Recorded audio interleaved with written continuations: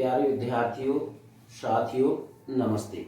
आज हम बात करेंगे थॉमस हॉब्स के राज दर्शन की आलोचना, इसका योगदान और इसी के साथ में इसके प्रभाव की भी चर्चा करेंगे।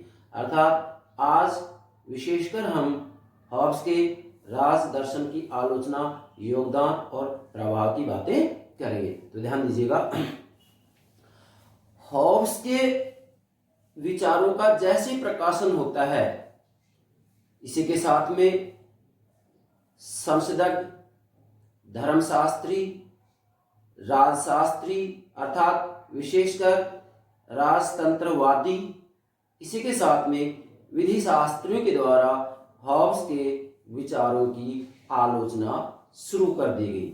इसी के साथ में जॉन लॉक और जीन जैक्स रूसो के द्वारा भी हॉब्स के विचारों की आलोचना की गई।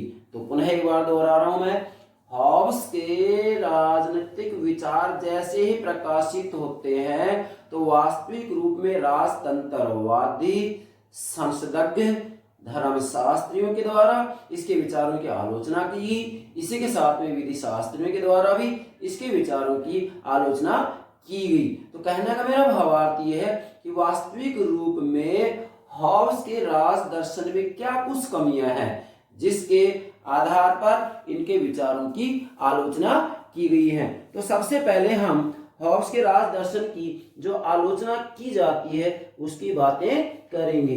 तो यहाँ विशेषकर विधि शास्त्री जो इसकी आलोचना करते हैं वो कहते हैं कि ये बहुत ज्यादा उत्पीड़नकारी विचार हैं। इसके क्या है? उत्पीड़नकारी विचार है, परंतु इसमें कितनी सच्चाई है इसके लिए हम इसकी आलोचना विभिन्न बिंदुओं के आधार पर करेंगे। क्या कि सबसे पहले विद्वान है कोली, नोट कीजिएगा, क्या? कोली। कोली क्या कह रहे हैं कि हॉब्स माम जबरी का महारक्षक कहा था इसको। क्या कोली ने क्या कहा है इसकी आलोचना करते कि हॉब्स माम जबरी का महारक्षक है। ठीक है, इसी के साथ ये एग्जाम विशेष पूछ लिया जाता है कि माम जबरी का महारक्षक हॉब्स को किसने कहा? कोली ने कहा।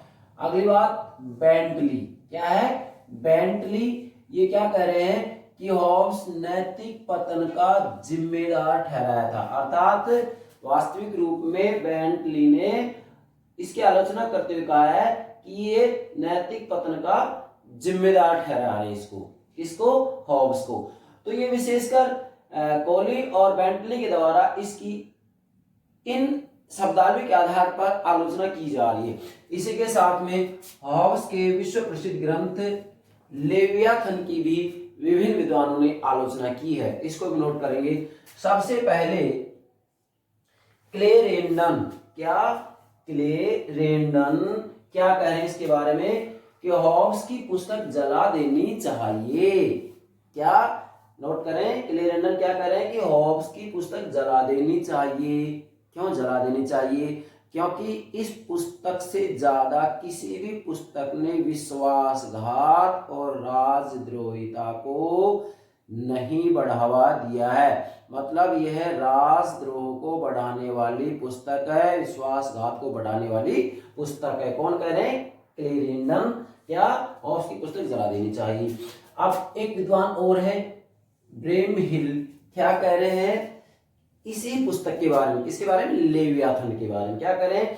यह ग्रंथ सबको आग लगाने वाला है। क्या है? यह ग्रंथ, नोट करें, यह ग्रंथ सबको आग लगाने वाला है। क्यों? क्योंकि इसने जितनी गड़बड़ी पैदा की है इस ग्रंथ ने, उतनी गड़बड़ी ब्रेमहिल का कहना है कि वास्तविक रूप में एक वनस्पतियों के बाग में सुअर के द्वारा भी इतनी गड़बड़ी पैदा नहीं की जाती है जितनी की हॉब्स के ग्रंथ लेवियाथन ने की है। इसलिए कह रहे हैं ब्रेमहिल कि यह ग्रंथ सबको आग लगाने वाला है। मतलब ये बहुत ज्यादा गड़बड़ी, अव्यवस्था पैदा करने वाला है। तो ये मैंने आपको कुछ विद्वानों की कोटेशन बताई है जिनके आधार पर इनकी बुराई की जा रही है। अर्थात विशेषकर हॉब्स के विचार और इनकी महत्वपूर्ण पुस्तक लेवियाथन की बुराइयां की जा रही है। अब हम कुछ तर्कों के आधार पर हॉब्स के विचारों की आलोचना करेगा, अर्थात इसके राज दर्शन में क्या क्या कमियां हैं। नंबर 1 नोट करें, मानव स्वभाव संबंधी निराशावादी धारणा। देखिएगा, हॉब्स ने व्यक्ति के स्वभाव को स्वार्थी, छली, कपटी, पशुओं से भी ज्यादा खूंखार बतलाया है। अर्थात वास्तविक रूप में हॉब्स ने व्यक्ति के स्वभाव के बारे में इसका बुरा पक्ष देखा है। क्या इसका बुरा पक्ष देखा है, जबकि व्यक्ति के स्वभाव के अच्छे पक्ष की तरफ इन्होंने ध्यान नहीं दिया है। इसलिए आलोचकों का कहना है कि हॉब्स के राज दर्शन के अंतर्गत उन्होंने मानव के स्वभाव के बारे में जो चर्चा की है वह पूर्णतया एक पक्षीय है, निराशावादी है। क्यों?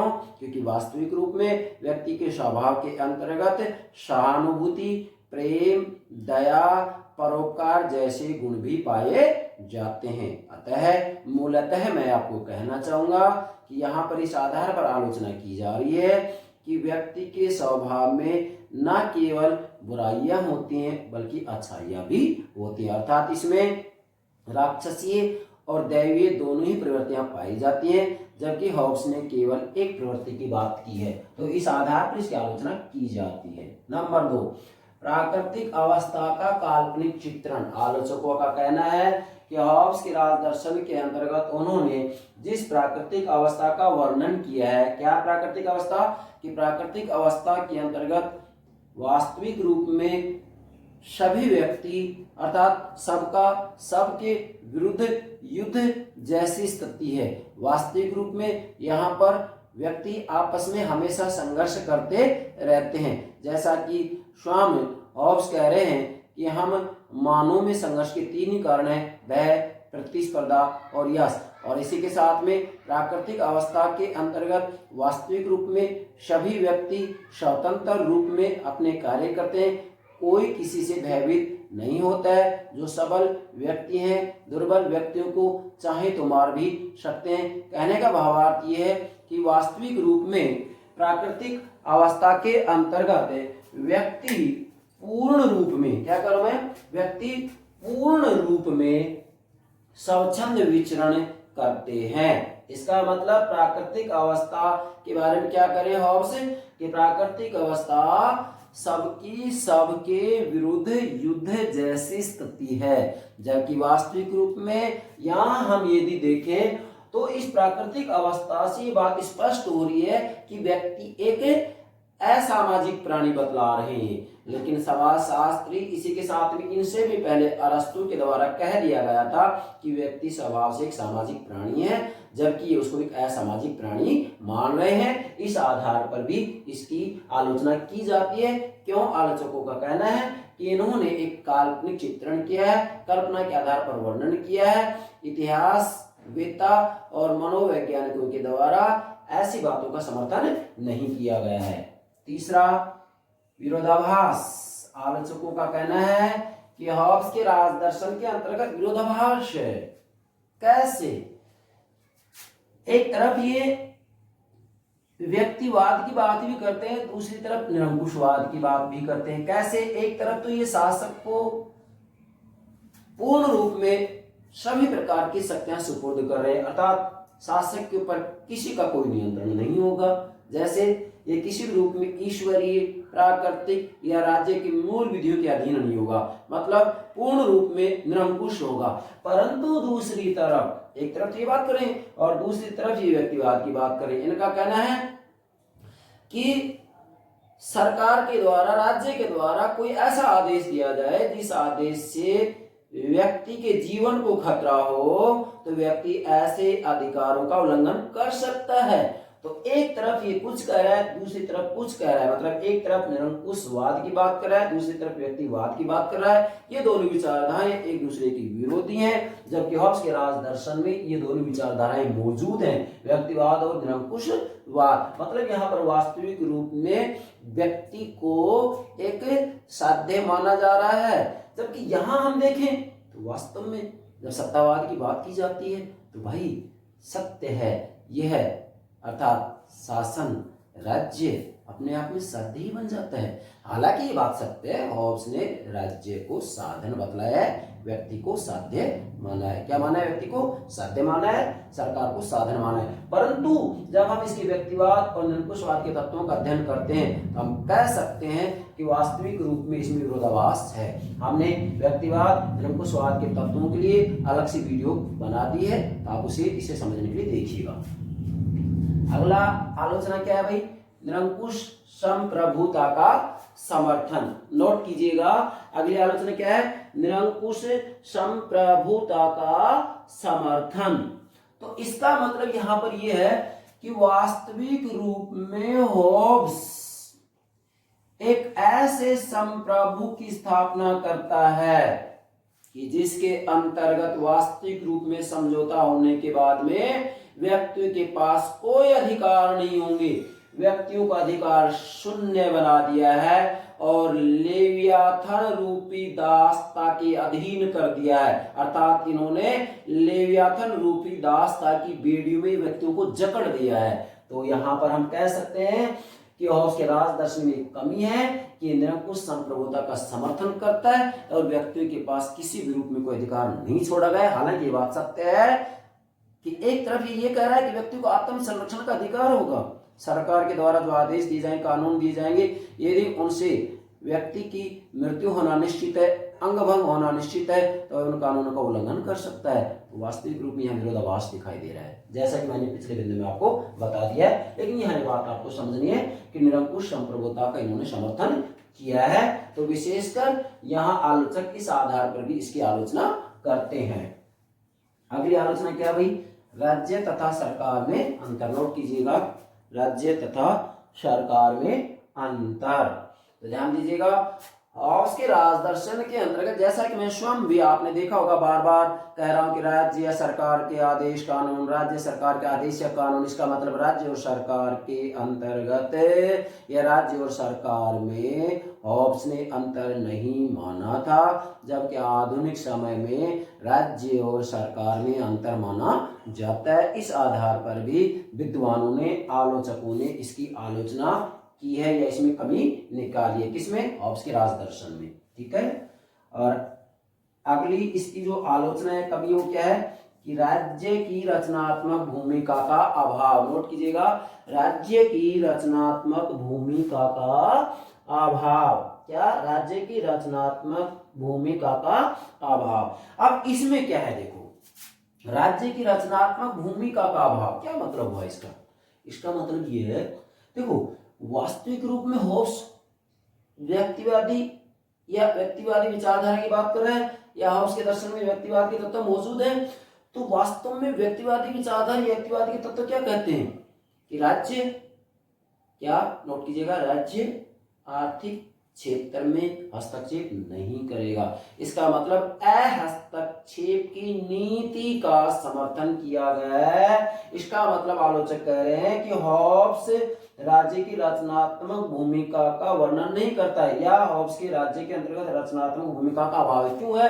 क्योंकि हॉब्स केवल पुलिस राज्य की बात कर रहे हैं, अर्थात राज्य का ये कार्य है, क्या कार्य है कि व्यक्तियों के जीवन और संपत्ति की सुरक्षा की जाए, लेकिन जन कल्याण से संबंधित कार्य नहीं किए जाएं। यही है राज्य की रचनात्मक भूमिका का अभाव। अर्थात ये आर्थिक क्षेत्र में हस्तक्षेप की नीति का समर्थन करते हैं। इसी आधार पर आलोचकों ने हॉब्स के राजदर्शन की आलोचना की है। ये हो गया आपका हॉब्स के राजदर्शन की आलोचना। अर्थात विशेषकर मैंने आपके लिए यहाँ पर 6 बिंदु तैयार किए हैं। ठीक है। वास्तविक रूप में देखा जाए तो हॉब्स के राजदर्शन में ये कमियां व्याप्त हैं। नंबर 1 बात होगी क्या? इसकी आलोचना। मैंने 3 बातें बताई आपको, तीनों का अध्ययन करेंगे, आलोचना, योगदान और प्रभाव। अब दूसरी बात आती है हॉब्स के राजदर्शन का क्या योगदान रहा है। देखिएगा, पूरे पश्चिमी राजनीतिक विचारों का हम इतिहास का अध्ययन करें, अर्थात पश्चिमी राजनीतिक विचारों के इतिहास का अध्ययन करें, तो किसी न किसी रूप में सभी विचारकों का कोई न कोई योगदान अवश्य रहा, चाहे प्रत्यक्ष रूप में हो चाहे अप्रत्यक्ष रूप में हो। तो ध्यान दें, अब हॉब्स के राजदर्शन की देन क्या रही है भाई? योगदान क्या रहा है, इसकी भी हमें जानकारी होनी चाहिए। इसके अंतर्गत भी मैंने विशेषकर आपके लिए 4 बिंदु तैयार किए। मैं विशेषकर पॉइंट्स रूप में आपको समझाने का प्रयास करूंगा यहाँ। तो ध्यान दीजिएगा, ये योगदान आपको वास्तविक रूप में आप कितने लेखकों की किताबों का अध्ययन करेंगे उसके बावजूद भी नहीं मिल पाएगा। तो ध्यान दें, इसका योगदान क्या है। नंबर 1 नोट करें, विस्तृत व व्यवस्थित पद्धति का निर्माण करने वाला प्रथम अंग्रेज विचारक था ये।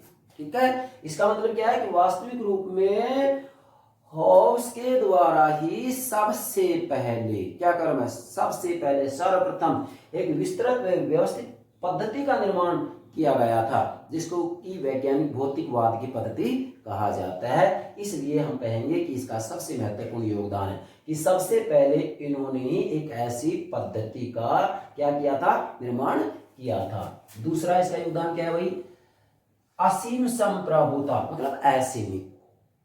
असीमित संप्रभुता का मतलब जिस संप्रभु शासक के ऊपर कोई नियंत्रण प्रतिबंध ना हो, वह निरंकुश हो, उसके ऊपर कोई अंकुश ना हो। तो असीम संप्रभुता या प्रभु सत्ता का सुनिश्चित एवं पूर्ण विवरण सर्वप्रथम, ध्यान दें मैं बार बार बोल रहा हूं सर्वप्रथम की बात, सर्वप्रथम हॉब्स ने ही किया। बहुत महत्वपूर्ण प्रश्न है, एग्जाम पूछ ले जाता है कि एक असीम प्रभु सत्ता का सुनिश्चित एवं पूर्ण विवरण, क्या पूर्ण विवरण और सुनिश्चित सर्वप्रथम किसने किया है, हॉब्स ने ही किया है। ये इसका योगदान है। देखो ये बात सत्य है कि हॉब्स से पहले जीन बोधा के द्वारा प्रभु सत्ता का वर्णन कर दिया गया था व्यवस्थित रूप में, परंतु जीन बोधा का जो संप्रभु है उसके ऊपर कुछ नियंत्रण है। जीन बोधा ने नियंत्रण स्वीकार किए हैं। किसका नियंत्रण है, ध्यान दें, प्राकृतिक कानून, ईश्वरीय कानून और राज्य की मूल विधियों का नियंत्रण प्रभु सत्ता पर होगा, संप्रभु पर होगा, शासक पर होगा। इसका मतलब वास्तविक रूप में सबसे पहले संप्रभुता का व्यवस्थित, सुनिश्चित और पूर्ण जो विवरण किया है वह किसने किया है, हॉब्स ने ही किया है। हॉब्स के संप्रभु के ऊपर किसी का कोई नियंत्रण नहीं होगा, ना ये प्राकृतिक विधियों से नियंत्रित होगा, ना ईश्वरीय विधियों से नियंत्रित होगा, और ना ही इसके ऊपर राज्य की कोई मूल विधि होगी। इसका मतलब है आंतरिक और बाहरी दोनों रूप में पूर्ण रूप में प्रतिबंधहीन होगा, इसके ऊपर कोई नियंत्रण नहीं होगा। इसलिए सर्वप्रथम इसी ने इसका विवरण किया था। हालांकि ये बात सत्य है कि संप्रभुता के बारे में पूर्ण रूप में सिद्धांत का वर्णन या सिद्धांत देने वाला तो आगे चलकर कौन आएगा, जॉन ऑस्टिन आएगा। नोट कीजिएगा, संप्रभुता का या वैधानिक संप्रभुता का पूर्ण सिद्धांत किसने दिया है, हॉब्स के बाद में जॉन ऑस्टिन के द्वारा दिया गया है। परंतु पूर्ण विवरण सर्वप्रथम हॉब्स के द्वारा दे दिया गया था। क्यों दे दिया गया था, क्योंकि हॉब्स ने वास्तविक रूप में आधुनिक समय में संप्रभुता की जो परिभाषा दी जाती है, संप्रभुता के जो लक्षण होने चाहिए वो सब लक्षण हॉब्स के संप्रभु में मौजूद हैं। ठीक है, तो यह भी इसका योगदान है। नोट करें। तीसरा क्या है, राज सत्ता सर्वोपरि होती है। ध्यान दें, राज सत्ता सर्वोपरि होती है। भाई देखिएगा, वास्तविक रूप में हॉब्स से पहले हम कहेंगे संत थॉमस एक्विनास से शुरू करते हैं। संत थॉमस एक्विनास तो क्या करें कि सर्वोच्च कौन होगा, राज्य या चर्च। तो संत थॉमस एक्विनास चर्च को सर्वोच्च मान रहे हैं। इसके बाद मैकियावली क्या करते हैं, मैकियावली धर्म नैतिकता को राजनीति से अलग कर देते हैं। इसी के साथ में हॉब्स धर्म और नैतिकता को न केवल राजनीति से अलग करते हैं बल्कि धर्म और नैतिकता को राजनीति के अधीन कर देते हैं। क्या, राजनीति के अधीन कर देते हैं। इसलिए राज सत्ता सर्वोपरि होती है। क्या, समझौते द्वारा इस शासक सत्य का प्रतिपादन किया गया है। ठीक है, मतलब ये शाश्वत सत्य है। क्या शाश्वत सत्य है कि राज सत्ता सर्वोपरि होती है, धर्म सत्ता इसके अधीन होगी। क्या, धर्म सत्ता इसके अधीन होगी। आज भी इस शाश्वत सत्य को सभी जगह स्वीकार किया जाता है। तो इसका प्रतिपादन भी समझौते के द्वारा किसने किया है, स्पष्ट रूप में हॉब्स ने किया है। क्या? कि राज सत्ता सर्वोपरि होती है। किसके द्वारा स्पष्ट होती है? समझौते के द्वारा। जो सामाजिक समझौता किया जाता है उसके द्वारा ये शाश्वत सत्य प्रकट होता है। क्या? कि राज सत्ता सर्वोपरि होती है। हालांकि इससे पहले मैकियावेली के द्वारा ये बात कह दी गई थी, परंतु यहाँ स्पष्ट रूप में हॉब्स के द्वारा इसका वर्णन किया गया है। अब देखिएगा इसका जो चौथा योगदान है वो क्या है कि वास्तविक रूप में हॉब्स ने व्यक्तिवादी विचारधारा के क्षेत्र में भी अपना योगदान दिया है। मैंने आपको पहले बता दिया था कि यहाँ विरोधाभास है, एक तरफ निरंकुशतावाद भी है, दूसरी तरफ व्यक्तिवाद भी है, लेकिन यहाँ हम इसके योगदान की बात करें क्या व्यक्तिवाद के क्षेत्र में भी, यह व्यक्तिवादी विचारधारा के क्षेत्र में भी इन्होंने अपना योगदान दिया है, जैसा कि आगे चल करके व्यक्तिवादियों के ऊपर इनका प्रभाव पड़ा भी है। क्या? कि व्यक्ति का कल्याण और सुरक्षा को साध्य घोषित किया है इन्होंने।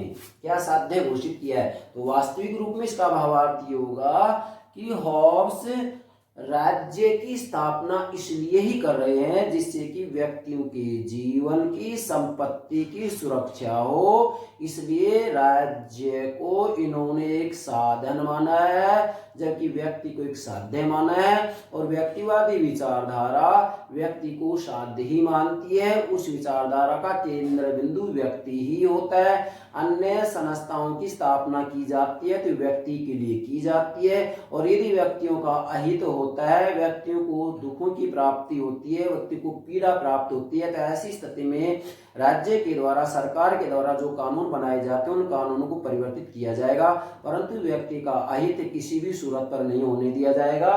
तो यह बात वास्तविक रूप में हॉब्स के द्वारा भी कही गई है कि राज्य की स्थापना व्यक्ति के जीवन और संपत्ति की सुरक्षा के लिए की जा रही है, इसलिए वास्तविक रूप में व्यक्तिवादी विचारधारा के तत्व इसके अंतर्गत मौजूद है। तो इस क्षेत्र में भी हॉब्स के द्वारा योगदान दिया गया है। तो नोट कीजिएगा, ये 4 बिंदु स्पष्ट हो गए, अर्थात हॉब्स के राज दर्शन का क्या योगदान है। विशेषकर हमने देखा है कि किताबों के अंतर्गत इसका उल्लेख नहीं किया जाता है, इसलिए हमने आपके लिए यह बिंदु तैयार किए हैं। अब चाहे किसी भी कोई भी कंपटीशन क्यों ना हो, उसके अंतर्गत किसी भी रूप में कोई प्रश्न पूछा जाए, इससे बाहर कुछ भी नहीं होगा, इसके अंतर्गत सारी बातें समाहित हो जाती हैं। अब एक बात शेष रह जाती है, 2 बातें होगी, आलोचना और योगदान। ठीक है, तीसरी बात क्या है भाई कि हॉब्स के राज दर्शन का क्या प्रभाव पड़ा है। क्या?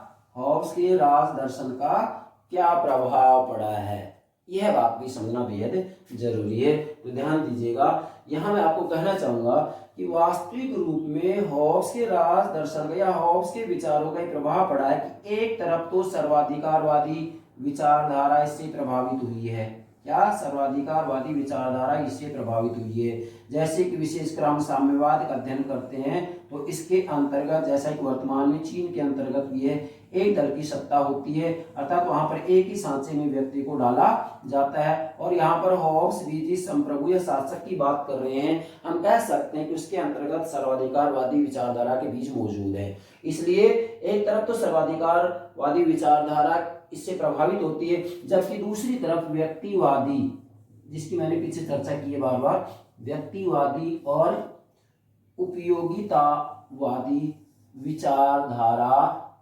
प्रभावित हुई है। 2 बातें आ गई, सर्वाधिकार, एक तरफ तो सर्वाधिकारवादी विचारधारा प्रभावित हो रही इससे, दूसरी तरफ व्यक्तिवादी और उपयोगितावादी विचारधारा प्रभावित हुई है। कैसे? व्यक्तिवादी विचारधारा केंद्र बिंदु क्या होता है? व्यक्ति की स्वतंत्रता, अर्थात व्यक्ति अपने आप में साध्य है, राज्य साधन है, तो हॉब्स इस बात को स्वीकार कर रहे हैं। और दूसरी तरफ हॉब्स व्यक्ति को आत्म केंद्रित प्राणी मान रहे हैं, व्यक्ति को स्वार्थी प्राणी मान रहे हैं।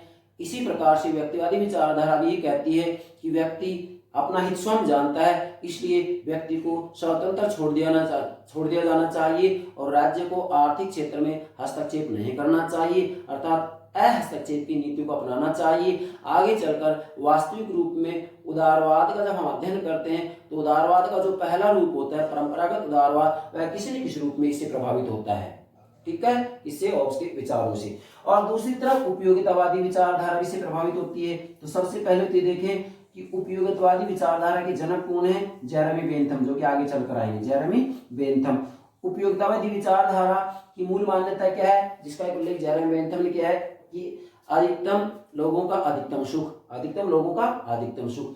अब हॉब्स ने ऐसा क्या कहा है, वास्तविक रूप में हॉब्स का कहना है कि कोई भी वस्तु अच्छी या बुरी नहीं होती है, बल्कि वास्तविक रूप में ये तो भावना की बात है, ये भावनात्मक मुद्दा है कि कौन सी वस्तु अच्छी है, कौन सी बुरी है। दूसरी तरफ कह रहे हैं कि एक व्यक्ति उसी कार्य को पसंद करता है जिससे उसे सुख की प्राप्ति होती है, उस कार्य को नापसंद करता है जिससे उसे सुख की प्राप्ति नहीं होती। तो इसका मतलब सुख दुख की बात हॉब्स ने भी की है, और इसी ही बात का प्रभाव आगे चल करके जेरेमी बेंथम पर भी पड़ा है। इसलिए हम कह सकते हैं कि एक तरफ सर्वाधिकारवादी विचारधारा पर इसका प्रभाव पड़ता है, और दूसरी तरफ व्यक्तिवादी और उपयोगितावादी विचारधारा भी इससे प्रभावित हुए हैं। अब विशेषकर कौन कौन सी विचार इससे प्रभावित हुए हैं, नोट करें। जेरेमी बेंथम इससे प्रभावित हुए हैं, आपसे एग्जाम पूछ लिया जाता है। जेरेमी बेंथम, स्पिनोजा, नोट करें क्या, स्पिनोजा इससे प्रभावित हुए हैं, और जॉन ऑस्टिन इससे प्रभावित हुए हैं, जो कि आगे चल करके वैधानिक संप्रभुता का सिद्धांत देंगे। जॉन ऑस्टिन इससे प्रभावित हुए हैं, और हीगल भी भाई इससे प्रभावित हुए हैं। कौन, हीगल भी इससे प्रभावित हुए हैं। तो ये बात आपको ध्यान में रखनी है। और अगली जो बात है, इसको भी हम दो बिंदु के आधार पर समझा रहे हैं। अगली बात क्या है कि वैधानिक संप्रभुता का सिद्धांत हॉब्स के चिंतन से प्रेरित रहा है। क्या कह रहा हूं मैं कि वास्तविक रूप में हॉब्स के बाद में आगे चल करके जॉन ऑस्टिन के द्वारा, क्या, जॉन ऑस्टिन के द्वारा जो वैधानिक संप्रभुता का सिद्धांत दिया गया है, वह भी हॉब्स के चिंतन से प्रेरित रहा है। नोट कीजिएगा, किससे प्रेरित रहा है, हॉब्स के चिंतन से प्रेरित रहा है। तो ये हो गया हॉब्स के राज दर्शन का प्रभाव। देखिएगा भाई आप, इस आधार पर हम देखें तो वास्तविक रूप में हॉब्स का बहुत ज्यादा प्रभाव रहा है, सत्य है ये बात। अब इस प्रभाव को, अर्थात हॉब्स के राज दर्शन के प्रभाव को स्पष्ट रूप में समझने के लिए हम आपके लिए दो कोटेशन तैयार कर रहे हैं। ये कोटेशन देखें, एक तरफ मैक्सी कह रहे हैं, किसके बारे में, इसके प्रभाव के बारे में ही, इसके प्रभाव के बारे में ही कह रहे हैं कि हॉब्स के राज दर्शन का क्या प्रभाव रहा है। नोट करें, मैक्सी क्या करें कि उसका प्रभाव, किसका, हॉब्स का, उसका प्रभाव राज दर्शन पर, नोट करें, राज दर्शन पर तब तक रहेगा जब तक कि लोग राजनीतिक विषयों पर चर्चा करते रहेंगे। नोट कीजिएगा, उसका प्रभाव राज दर्शन पर तब तक रहेगा जब तक कि लोग राजनीतिक विषयों पर चर्चा करते रहेंगे। तो ये इसके प्रभाव से संबंधित सबसे महत्वपूर्ण कोटेशन है। और इसके साथ में वास्तविक रूप में जो वेपर है, नोट करें, क्या, वेपर है, वह भी कह रहे हैं, इसके प्रभाव को बताते हैं कि वह एक खान है। नोट करें, वह एक खान है जिसमें दर्शन रूपी मूल्यवान धातु पर्याप्त मात्रा में मिलती है। क्या, वह एक खान है, नोट करें, वह एक खान है जिसमें दर्शन रूपी, नोट कीजिएगा, वह एक खान है जिसमें दर्शन रूपी मूल्यवान धातु पर्याप्त मात्रा में मिलती है, पर्याप्त मात्रा में मिलती है। मतलब वास्तविक रूप में वेपर और मैक्सी के इन व्याख्यांशों से यह स्पष्ट होता है कि हॉब्स का वास्तविक रूप में बहुत ज्यादा प्रभाव रहा है। आप स्पष्ट देख सकते हैं कि यहां तो कह रहा है वह एक मूल्यवान धातु है, क्या, या वह एक खान है जिसमें क्या है, एक मूल्यवान धातु प्राप्त होती है। और दूसरी तरफ मैक्सी क्या करें कि उसका प्रभाव राज दर्शन पर तब तक रहेगा। नोट करें, फिर दोहरा रहा हूं मैं, क्या, उसका प्रभाव राज दर्शन पर तब तक रहेगा जब तक कि लोग राजनीतिक विषयों पर चर्चा करते रहेंगे। ठीक है। और ये क्या है कि वह एक खान है जिसमें क्या, जिसमें दर्शन रूपी धातु, क्या, दर्शन रूपी धातु पर्याप्त मात्रा में मिलती है। ठीक है। अब हम मैक्सी और वेपर की कोटेशन को विशेष ध्यान रखेंगे। यह एग्जाम में किसी न किसी रूप में पूछी जाती है। तो आज हमने हॉब्स के रास दर्शन के अंतर्गत 3 बातें बतलाई हैं। आप देखिएगा, क्या है पहला, इसकी आलोचना, अर्थात हॉब्स के रास दर्शन में क्या क्या कमियां हैं। दूसरा, इसका क्या योगदान रहा है, और तीसरा, इसका क्या प्रभाव रहा है। इसके बाद में हॉब्स के रास दर्शन के बारे में कोई बात शेष नहीं रहती है। प्लीज़ हमारे YouTube चैनल को सब्सक्राइब अवश्य कीजिएगा। इसी के साथ में हमारी वीडियो को लाइक कीजिएगा, शेयर कीजिएगा। Thank you very much.